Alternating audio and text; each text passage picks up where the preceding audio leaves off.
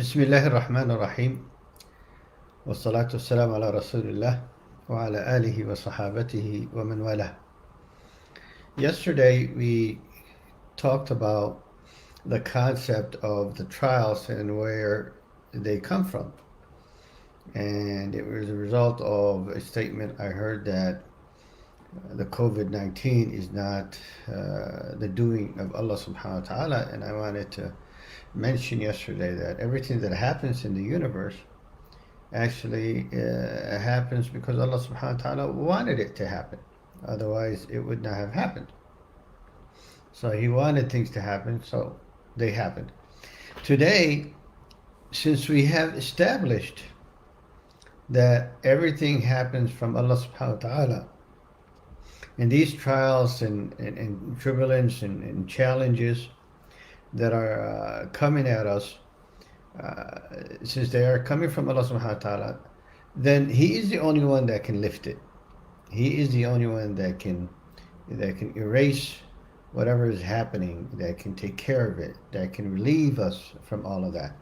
So today's lecture basically is going to be what are the ways and methods that we can lift al-bala, relieve ourselves from all of these challenges in turbulence, so Allah subhanahu wa ta'ala will bless us. And so these are just summary. They're not going to be complete, but we'll do what we can in what we have of time. And inshallah, if you do have any questions while we're talking, do write them, because once I finish recording, I will hang up. The first remedy, an ingredient for lifting the trials and challenges that we have, is taqwa. Taqwa. Allah subhanahu wa ta'ala said in the Quran al-Kareem, وَمَنْ يَتَّقِ اللَّهَ يَجْعَلْ لَهُ مَخْرَجًا وَيَرْزُقْهُ مِنْ حَيْثُ لَا يَحْتَسِبُ وَمَنْ يَتَوَكَّلْ عَلَى اللَّهِ فَهُوَ حَسْبُهُ إِنَّ اللَّهَ بَالِغُ أَمْرِهِ قَدْ جَعَلَ اللَّهُ لِكُلِّ شَيْءٍ قَدَرًا. Very strong, intense verses that I just recited. وَمَنْ يَتَّقِ اللَّهَ يَجْعَلْ لَهُ مَخْرَجًا. If you have taqwa, Allah subhanahu wa ta'ala will find ways for you to escape from wherever you're at. It will find solutions that you will receive. What taqwa here is important. Now, many of us understand the word of taqwa as the fear of Allah subhanahu wa ta'ala. The fear of Allah subhanahu wa ta'ala. But there's more to the taqwa than just being afraid of Allah subhanahu wa ta'ala. When the Salaf used to be asked about the taqwa, Umar ibn al-Khattab was asked, what is a taqwa? So he said, a taqwa is like a person walking in a valley full of thorns. Imagine you're walking in a path, everywhere is a thorn. He said, what would you do? You would pay attention where you would step. And you will not keep your eyes closed. You will be alert, making sure you don't step on a thorn and get stabbed. What is he trying to say? This path that he's talking about is just dunya. The dunya that we live in is the path that we have to travel through. It's a journey. It starts with birth, ends with death. And he said, this dunya is full of thorns. Full of thorns. Just like if you were walking in a valley, it's full of thorns.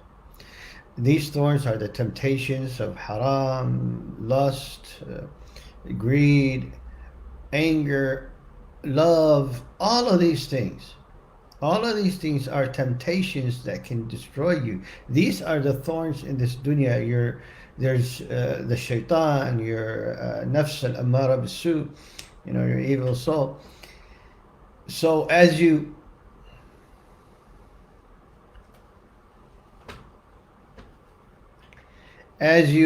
travel down this road, you have to pay attention.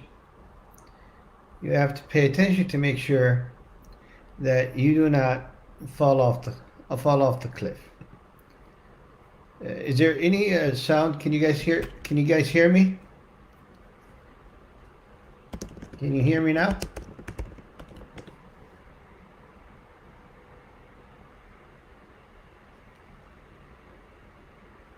Assalamu alaikum. Is there any way anyone can confirm that you guys can hear me? Ah.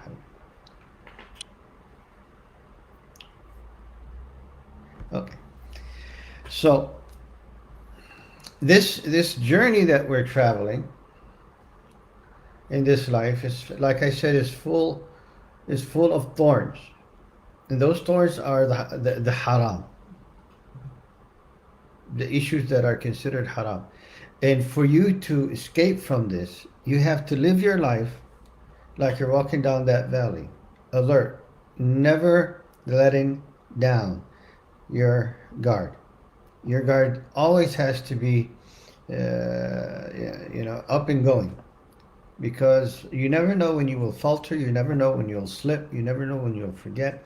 If our father Adam alayhi salam, and he's in Jannah, forgot, فَنَسِيَ وَلَمْ نَجِدْ لَهُ عَزْمًا. Imagine us in this dunya, knowing that we are by nature sinners. That means we have to completely be alert. When we do something wrong, we repent immediately.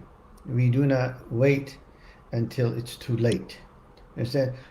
And Ali radiallahu ta'ala anhu, when he was asked about at-taqwa, he said, at-taqwa al-khawfu min al-jalil.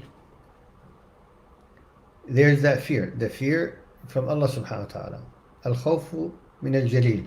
Wal-amal bit-tanzil.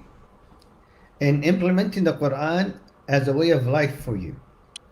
Al-amal bit-tanzil here means to implement the Quran al-Kareem as a way of life, as your constitution. See, many of us today, the Quran is a divine book that we read when we have time, that we read in our prayers. So they're words. For many of us, the Quran is just simple words. But the truth of the fact is, the Quran is not just words. The Quran is a constitution, is a law. لينذر من كان حيا ويحق القول على الكافر.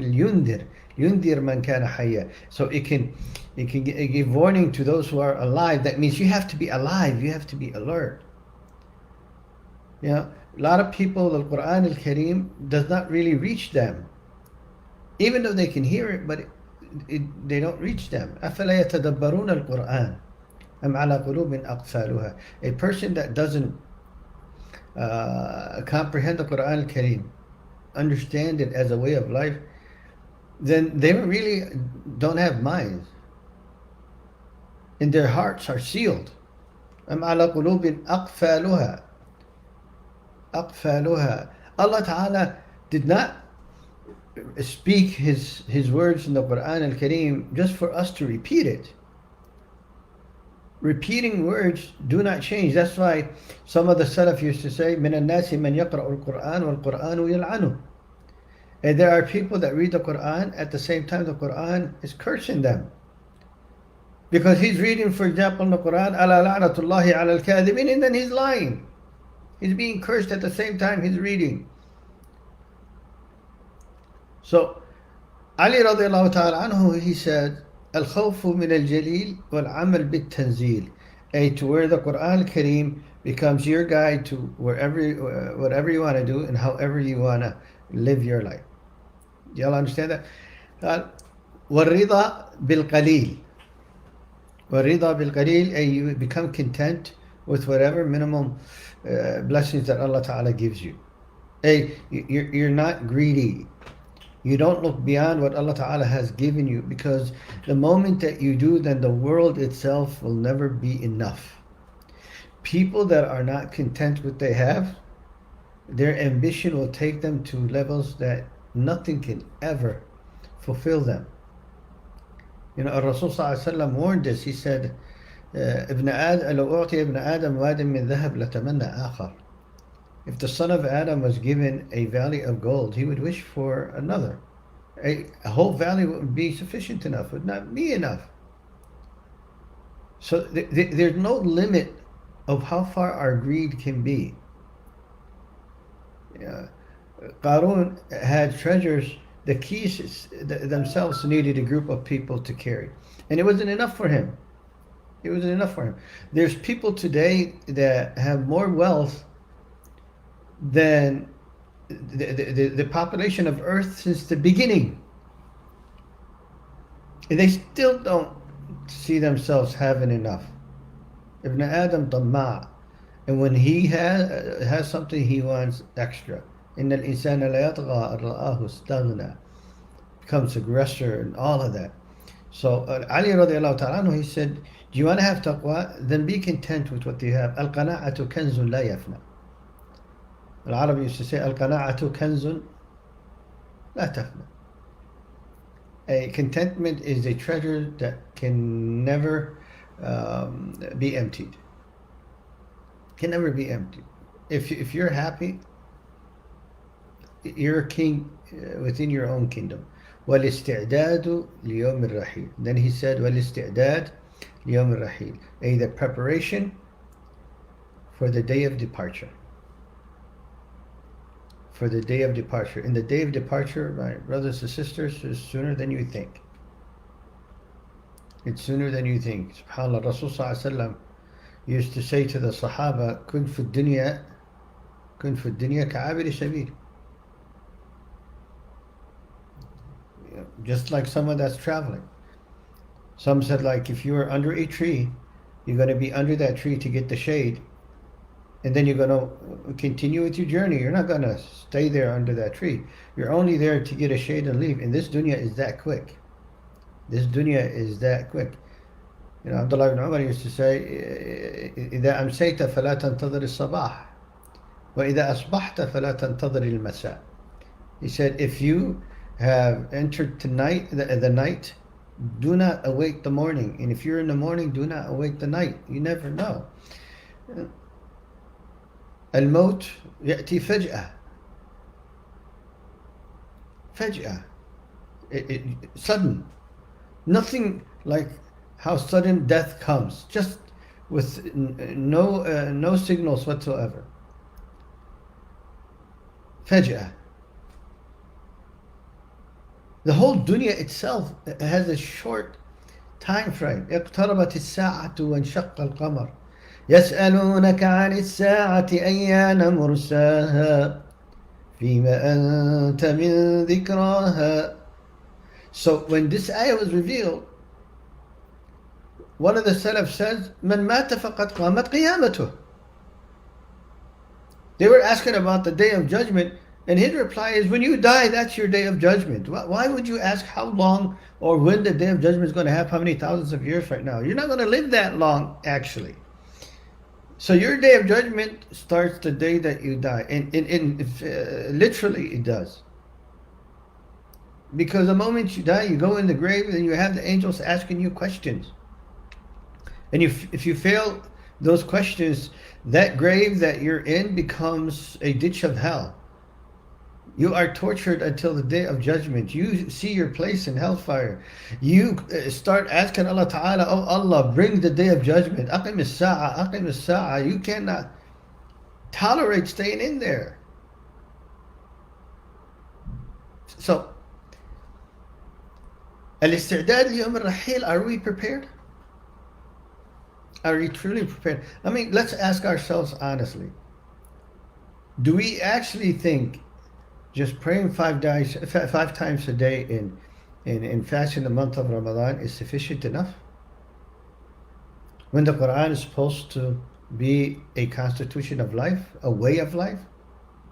So, implementing these two elements of the Quran al-Kareem, is it sufficient enough to disregard the rest? You know, when Aisha was asked about the Rasul Sallallahu Alaihi Wasallam, she said he was a Quran.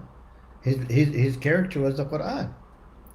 So have we embraced the character of the Quran al-Kareem to where we did our best, we exhorted ourselves to do as much as we can, and then the rest Allah Ta'ala forgives, and then we will be content that, Ya Allah, we've done everything that we can. But just to go to the minimal, and then Yawm al-Qiyamah, you're interested in getting to the highest position of Jannah. Wow, the dunya you live and you give it all you got. Even though you know you're not going to get from it except what Allah Ta'ala has meant for you to take. You're not going to get any more of that. And even the things that you were given, you would be asked about it. SubhanAllah. It'll be a burden that you need to answer to Allah Subhanahu wa Ta'ala. So have we actually prepped ourselves, prepared ourselves for the day of departure? What is Ta'dad Yawm al-Rahil? If one of us dies right now, how confident and comfortable are you to meet Allah Subhanahu wa Ta'ala? How confident and comfortable are you? Ask yourself right now. If life ends for you right now, at this moment, and you will be asked about everything that you have done and everything that you are doing, from the moment you wake up to the moment you go to sleep, in fact, even in your sleep, is reflected of how you lived throughout the day. Would we be confident enough to stand in front of Allah Subhanahu wa Ta'ala and wish for the best? Wish for the best? You know, SubhanAllah, one of the Salaf, he dug a grave in his backyard. And every night, he would go back to his backyard, enter that grave and lay down, and then imagine himself in the grave, and he's being asked, and the grave is crunching him, you know, until his bones merge into each other, because there isn't a living soul that dies that the grave will not crunch them until their bones are merged into each other. That person will scream so loud, everything in the universe will hear him except the jinn wal ins. Every other living species will hear that scream.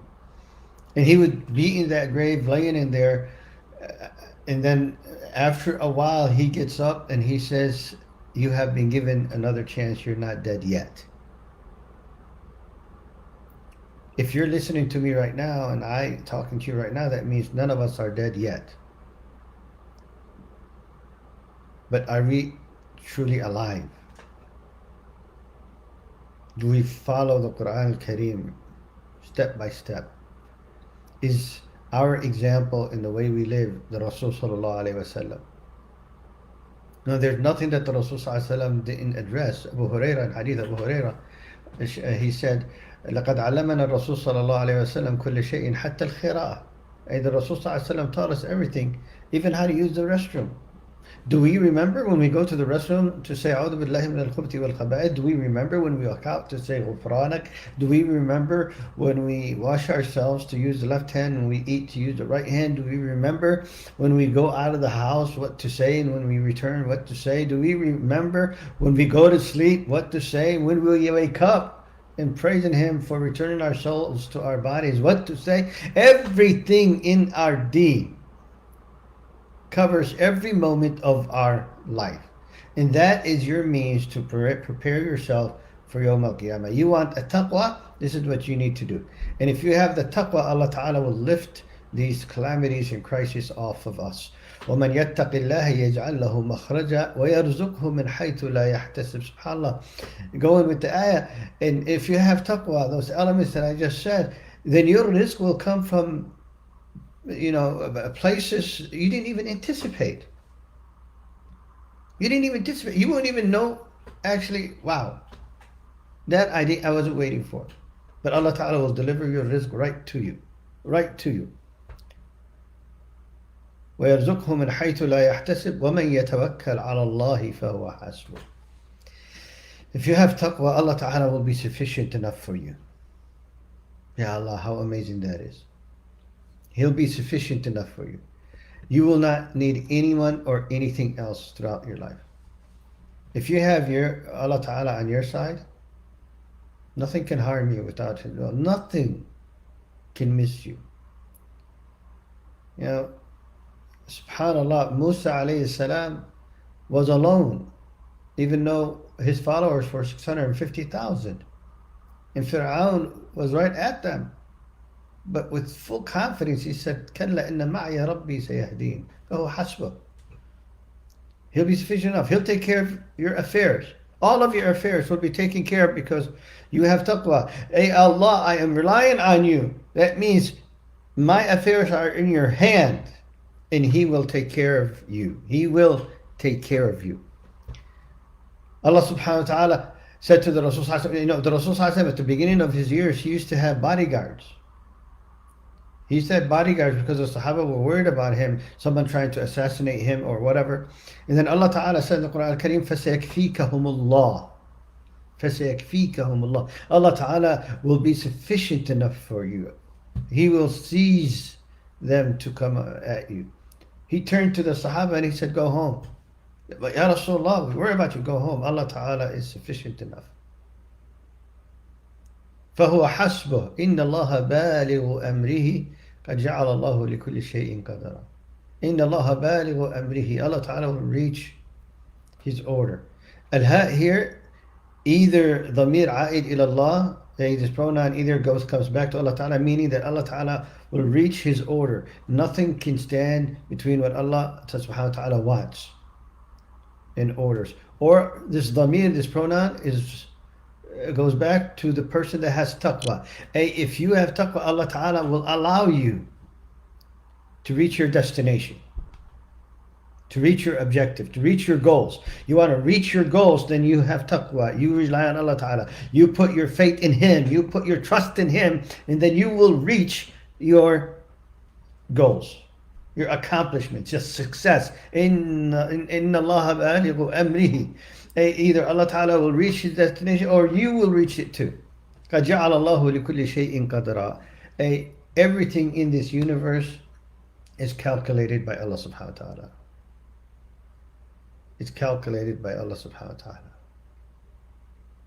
That is the first ingredient to lifting the crisis and calamities and challenges that come at us. I was hoping to talk more, but unfortunately we are coming to our end of our session.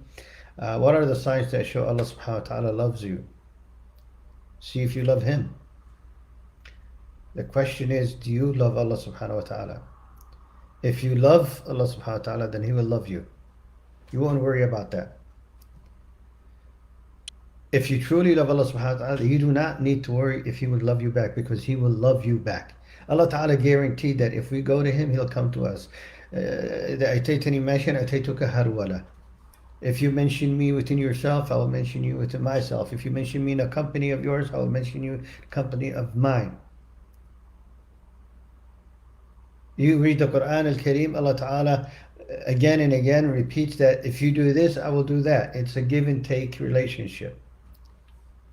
قُلْ إِن كُنْتُمْ تُحِبُّونَ اللَّهَ. He started with you. If you love Allah Subhanahu wa Ta'ala, قُلْ إِن كُنْتُمْ تُحِبُّونَ اللَّهَ فَاتَّبِعُونِي يُحْبِبْكُمُ اللَّهُ. Then follow me and Allah will love you. So Allah Ta'ala will love you back if you do love Him. So the question is not how do I know if Allah loves me? The question is, do I actually love Allah Subhanahu wa Ta'ala? Does He come first? Before my children, before my parents, before my work. When I hear Allahu Akbar, everything comes to a stop. Everything comes to a halt because He's calling me. That means no one else matters anymore. When my desires are tempting me and I know that it's haram, I hear the word of Allah Subhanahu wa Ta'ala, everything stops. My temptations die. Because they have no effect on my heart, because my heart is tied to Allah Subhanahu wa Ta'ala. It's connected to Him with full of my heart. Just like when you love your kids, there's no way you will do anything detrimental to hurt them, because you love them. You don't ask if they love you. Now, if you truly love Allah Subhanahu wa Ta'ala, give Him all of you, and I guarantee you He will love you back. When Allah Ta'ala mentioned what the believers feel towards Him, He said, وَالَّذِينَ آمَنُوا أَشَدُّ حُبًّا لِلَّهِ. And those who believe have more love for Allah Subhanahu wa Ta'ala. More love than anything else. So again, the question is not if Allah Ta'ala, how do I know if He loves me? The question is how much you do love Allah Subhanahu wa Ta'ala. And if you can answer that one, and you can see it in your life, then rest assured that Allah Subhanahu wa Ta'ala loves you too. Jazakumullah khair. Barakallah feekum. السلام عليكم ورحمة الله وبركاته.